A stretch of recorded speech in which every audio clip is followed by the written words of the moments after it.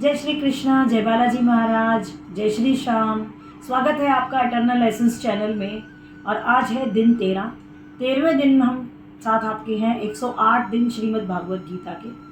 तो आज हम अध्याय 2 के श्लोक नंबर 6 से शुरू करेंगे। न चैतद्विद्मः कतरन्नो गरीयो यद्वा जयेम यदि वा नो जयेयुः यानैव हत्वा न जिजीविषामस्तेव स्थिताः प्रमुखे धार्तराष्ट्राः। यह भी हम नहीं जानते हैं कि हमारे लिए क्या श्रेष्ठ है, उनको जीतना या उनके द्वारा जीते जाना। यदि हम धृतराष्ट्र के पुत्रों का वध कर देते हैं तो हमें जीवित रहने की आवश्यकता नहीं है। फिर भी वे युद्ध भूमि में हमारे समक्ष खड़े हैं। अर्जुन की समझ में ये नहीं आ रहा था कि वो करे क्या, युद्ध करे या युद्ध ना करे। और उसकी समझ में ये भी नहीं आ रहा था कि इस खून को बहाने का क्या तात्पर्य है। फिर वह युद्ध से विमुख होकर भीख मांगकर जीवन यापन करे। यदि वह शत्रु को जीतता नहीं तो जीविका का एकमात्र साधन भिक्षा रह जाती है। फिर भी जीत तो भी निश्चित नहीं है, क्योंकि कोई भी पक्ष विजयी हो सकता है। यदि उसकी विजय हो भी जाए तो भी वह यदि धृतराष्ट्र के पुत्र मरते हैं तो उनके बिना रह पाना अत्यंत कठिन हो जाएगा। तो राज परिवार में जन्म लेकर भी भिक्षा द्वारा जीवित रहने की इच्छा की वृत्ति भी दूसरा लक्षण है। अपने आध्यात्मिक गुरु श्री कृष्ण के उपदेशों से में उसकी श्रद्धा ये सब मिलकर सूचित करते हैं कि वह सचमुच पुण्यात्मा था।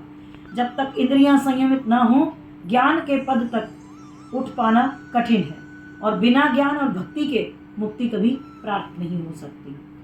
कार्पण्य दोषोपहत स्वभावः पृच्छामि त्वाम धर्म सम्मूढ़चेता यच्छेष्याना निश्चितं ब्रूमि तन्मे शिष्यसे ते हम शादी माम तवाम प्रपन्नम। श्लोक 7। अब मैं अपनी कृपण दुर्बलता के कारण अपने कर्तव्य भूल गया हूँ, सारा धैर्य खो चुका हूँ। ऐसी अवस्था में मैं आपसे पूछ रहा हूँ कि मेरे लिए श्रेयस्कर क्या है, मुझे क्या करना चाहिए। अब मैं आपका शिष्य हूँ और आपकी शरण में आया हूँ। जब भी कोई मनुष्य परमात्मा की शरण में ये कहकर जाता है कि आप जाने और आपका काम जाने, यकीन मानिएगा सच में वो परमात्मा आकर आपका काम करते हैं। तात्पर्य, प्रकृति का नियम है कि भौतिक क्रियाकलापों की प्रणाली में की ही हर एक की चिंता के कारण है। पग पग पर उलझन मिलती है। प्रामाणिक गुरु के पास जाना आवश्यक है, जो जीवन के उद्देश्य को पूरा करने के लिए समुचित पथ निर्देश कर सके। अतः वैदिक वाङ्मय उपदेश देता है कि जीवन की उलझनों को समझने तथा उनका समाधान करने के लिए हमें परंपरागत गुरु के पास जाना चाहिए। जिस व्यक्ति का प्रामाणिक गुरु होता है वही सब कुछ जाना जाता है। अतः मनुष्य को भौतिक उलझनों में न रहकर गुरु के पास जाना चाहिए। यही इस श्लोक का तात्पर्य है। देहात्म बुद्धि वश कृपण और कंजूस लोग अपना सारा समय परिवार, समाज, देश आदि के अत्यधिक प्रेम में गंवा देते हैं। ऐसे पारिवारिक आसक्ति निम्न पशुओं में पाई जाती है, क्योंकि वे भी बच्चों की देखभाल करते रहते हैं। बुद्धिमान होने के कारण अर्जुन समझ गया था कि पारिवारिक सदस्यों के प्रति उसका अनुराग और मृत्यु की में उनकी रक्षा करने की इच्छा ही उसकी सबसे बड़ी उलझन है। और यद्यपि वह यह भी समझ रहा था कि युद्ध करने का कर्तव्य उसकी परीक्षा कर रहा था, किंतु दुर्बलता के कारण वह अपना कर्तव्य नहीं निभा पा रहा था। यह कृष्ण का शिष्यत्व ग्रहण करता है। वह मित्रता पूर्व बातें करना बंद करना चाहता है। गुरु और शिष्य की बातें गंभीर होती हैं। अब अर्जुन अपने मान्य गुरु के समक्ष गंभीरता पूर्वक बातें करना चाहता है। श्लोक 8।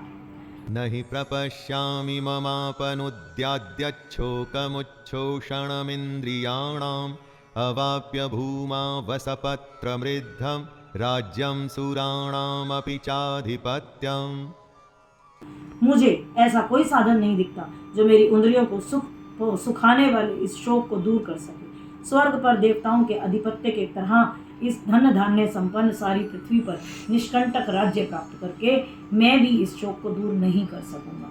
यद्यपि अर्जुन धर्म और सदाचार के नियमों पर आधारित अनेक तर्क प्रस्तुत करता है, किंतु ऐसा प्रतीत होता है कि वह अपने गुरु भगवान श्री कृष्ण की सहायता के बिना अपनी असली समस्या को हल नहीं कर पा रहा है।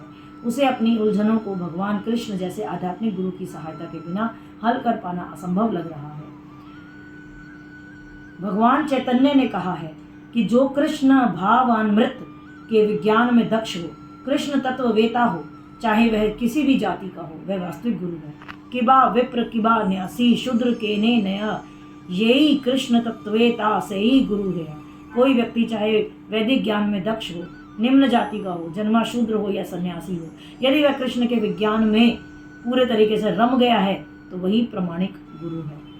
विद्वान ब्राह्मण भले ही सब वह संपूर्ण वैदिक ज्ञान में परंपरागत ही क्यों न हो, यदि वह वैष्णव नहीं है तो कृष्ण भाव अमृत में दक्ष नहीं है, तो गुरु पाने के पात्र भी नहीं है। किंतु शूद्र यदि वह वैष्णव है, कृष्ण भक्त है, तो गुरु भी बन सकता है और ज्ञान भी दे सकता है। संसार की समस्याओं, जन्म जरा वृद्धि आदि, मृत्यु की निवृत्ति, धन संचय तथा आर्थिक विकास से ये सब चीजें संभव नहीं है। वे विभिन्न साधनों की शांति को खोजते हैं, किंतु वास्तविक सुख उन्हें तभी मिलता है जब वे कृष्ण भावान्वित से युक्त कृष्ण के प्रमाणिक प्रतिनिधि के माध्यम से कृष्ण अथवा कृष्ण तत्व पूरक भगवत गीता, श्रीमद् भागवत के परामर्श को ग्रहण करते हैं। संजय उवाच एव मुक्त्वा ऋषिकेशं गुंडाकेशः परन्तपः न योत्स्य इति गोविंद मुक्त्वा तूष्णीव भूवः नो। संजय ने कहा, इस प्रकार कहने के बाद शत्रुओं का दमन करने वाले अर्जुन कृष्ण से बोले, गोविंद मैं युद्ध नहीं करूंगा, और चुप हो गए। धृतराष्ट्र को यह जानकर बड़ी खुशी हुई, क्योंकि वो अंदर ही अंदर किसी न किसी ऐसे भाव में थे कि ये युद्ध नहीं होना चाहिए। वो चाहते थे कि वो अपने बेटे को तो रोक नहीं सक रहे थे, तो वो चाहते थे कि पांडव ही इस युद्ध से पीछे हट जाएं। तो किंतु संजय ने उसे पुनः यह कहकर निराश कर दिया कि अर्जुन अपने शत्रुओं को मारने में सक्षम है।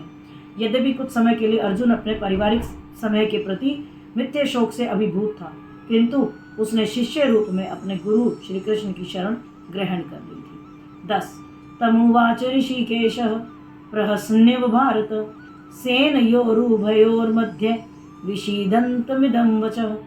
हे भरतवंशी, उस समय दोनों सेनाओं के मध्य शोकमग्न अर्जुन ने, कृष्ण ने मानो हंसते हुए ये शब्द कहे। दो घनिष्ठ मित्रों अर्थात ऋषिकेश तथा गुंडाकेश के मध्य वार्ता चल रही थी। के रूप में दोनों का पद समान था, लेकिन इनमें से एक स्वेच्छा से दूसरे का शिष्य बन गया। सबों के स्वामी होने के कारण वे सदैव श्रेष्ठ पद पर रहते हैं, तो भी भगवान अपने भक्त के लिए सखा, पुत्र या प्रेमी बनना स्वीकार करते हैं। अतः भगवत गीता का संवाद किसी एक व्यक्ति, समाज या जाति के लिए नहीं, बल्कि सभी के लिए है। उसे सुनने के लिए शत्रु या मित्र समान रूप से अधिकारी हैं। श्री भगवानुवाच अशोचानवंशो च सत्वं प्रज्ञावादांश्च भाष्यसे गतासूंश्च नानुशोचन्ति पंडितः। श्री भगवान ने कहा, तुम पंडितपूर्ण वचन कहते हुए उनके लिए शोक कर रहे हो जो शोक करने योग्य नहीं है। जो विद्वान होते हैं वे ना तो जीवित के लिए और ना ही मृत के लिए शोक करते हैं। भगवान के तत्काल गुरु का पद संभाला और अपने शिष्य को अप्रत्यक्षित मूर्ख कहकर डांट दिया। उन्होंने कहा, तुम विद्वान की तरह बातें करते हो, किंतु तुम ये नहीं जानते कि जो विद्वान होता है, अर्थात जो यह जानता है कि शरीर आत्मा क्या है, वह किसी भी अवस्था में शरीर के लिए, चाहे वह जीवित हो या मृत, शोक नहीं करता। अर्जुन का तर्क था कि राजनीतिक और समाज नीति की अपेक्षा धर्म को अधिक महत्व मिलना चाहिए, लेकिन उसे यह ज्ञात न था कि पदार्थ, आत्मा और परमेश्वर का ज्ञान धार्मिक सूत्रों से भी अधिक महत्वपूर्ण होता है। यह शरीर जन्मता है और आज या कल इसका विनाश निश्चित है। जो इस तथ्य को जानता है वह ही असली विद्वान है और उसके लिए शोक का कोई कारण नहीं हो सकता। न त्वेवाहं जातु नासं न त्वं नेमे जनाधिपा न चैव न भविष्यामः सर्वे वयमतः परम। 12 ऐसा कभी नहीं हुआ कि मैं ना रहा हूँ ना तुम रहे हो, ये समस्त राजा ना रहे हों, और ना ऐसा है कि भविष्य में हम लोग नहीं करेंगे। वेदों में, कठोपनिषद में, श्रोताश्व उपनिषद में भी कहा गया है कि जो श्री भगवान असंख्य जीवों के कर्म और कर्म फल के अनुसार उनकी अपनी परिस्थितियों में पालक है, वही भगवान अंश रूप में हर जीव के हृदय में वास करते हैं। जो वैदिक ज्ञान अर्जुन को प्राप्त किया गया वही विश्व के उन समस्त पुरुषों को प्रदान किया जाता है। भगवान स्पष्ट कहते हैं कि वे स्वयं अर्जुन और युद्ध भूमि में एकत्र सारे राजा शाश्वत प्राणी हैं, और इन जीवों को बद्ध और मुक्त अवस्थाओं में भगवान ही एकमात्र उनके पालक हैं। भगवान परम पुरुष हैं। भगवान का चिर संगी अर्जुन एवं वहाँ पर एकत्रित सारे राजगण शाश्वत पुरुष हैं। यह मायावादी सिद्धांत की मुक्ति के बाद आत्मा माया के आवरण से पृथक होकर निराकारी ब्रह्म में लीन हो जाएगी और अपना अस्तित्व खो देगी। ना ही सिद्धांत का समर्थन हो पाता है कि बुद्ध अवस्था में हम अस्तित्व का चिंतन करते हैं। यहाँ पर कृष्ण स्पष्ट कहते हैं कि भगवान और अन्य का अस्तित्व भविष्य में भी अक्षुण्य रहेगा, जिसकी पुष्टि उपनिषदों में भी की गई है। मायावादी यह तर्क कर सकते हैं कि कृष्ण द्वारा कथित अस्तित्व आध्यात्मिक न होकर के भौतिक है।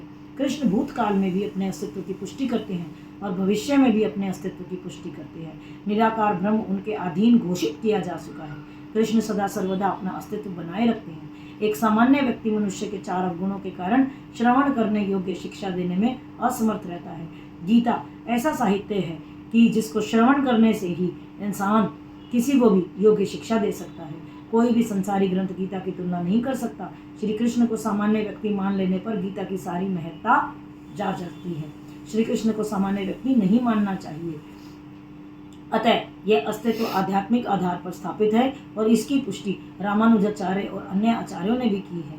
जो लोग भगवान कृष्ण का विरोध करते हैं उसकी इस महान साहित्य का पहुंच नहीं हो सकती। अब भक्तों द्वारा गीता के उपदेशों को समझने का प्रयास मधुमक्खी द्वारा मधुपात्र चाटने के समान है। इसका वीडियो हम यहीं समाप्त करते हैं। वीडियो को लाइक शेयर करना ना भूलें। चैनल को सब्सक्राइब करके बेल बटन को ज़रूर दबाएं। जय श्री कृष्णा, जय श्री बालाजी महाराज।